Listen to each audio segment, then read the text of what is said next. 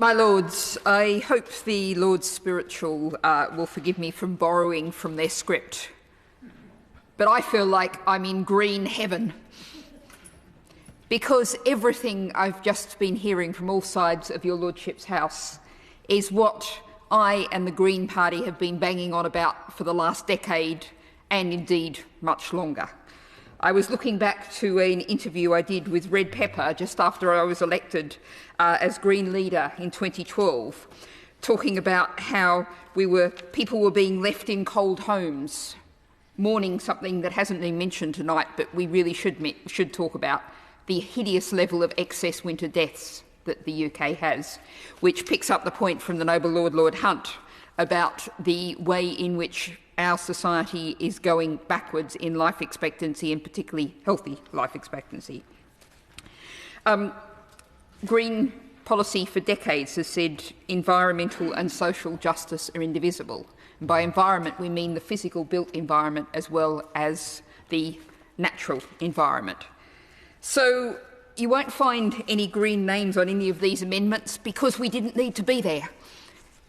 Nearly all of these amendments have full cross-party, including Conservative Party backing and non-party, and I will join many others in applauding the huge amount of work done by the Noble Lord Crisp in the issue, particularly of buildings.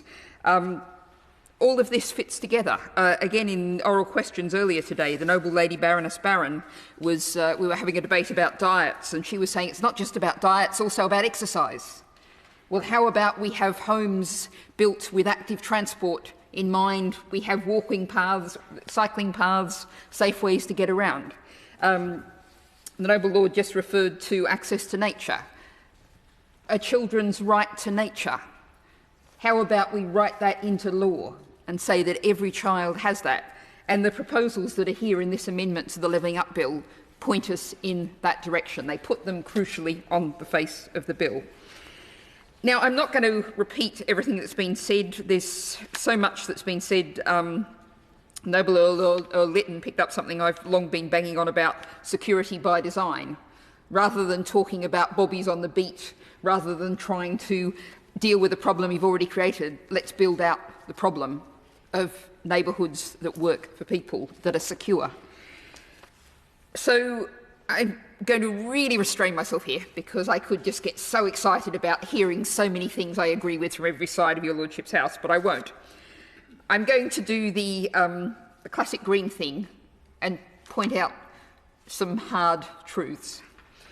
One of which is I said this was green heaven. Well, Lord Stunnell put some silver sprinkles on that heaven by bringing up the point of growth. And we have had growth for decades. We've chased GDP growth, and look at where it's got us. Look at the actual fabric of our society, the utter ill health, mental and physical, of our society.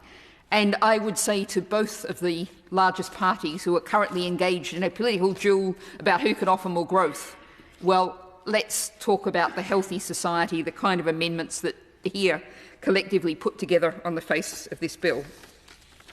And the other awkward truth that I'm going to refer to is what's behind all of this. Who's building these homes that immediately need to be retrofitted to be even basically livable and healthy? Who's building these homes in places where there is no public transport, there is no provision for active transport? We have a handful of mass house builders who are driven by profit. That is their legal responsibility of the directors to maximise profit, which is why we need these amendments to the Levelling Up Bill.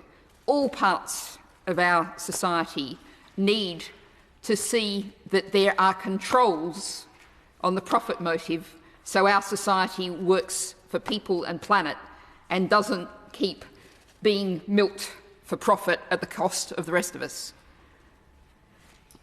We have to have these controls, we have to have these rules, and these rules have to come from government. They have to come from Parliament if they're not going to directly come from government.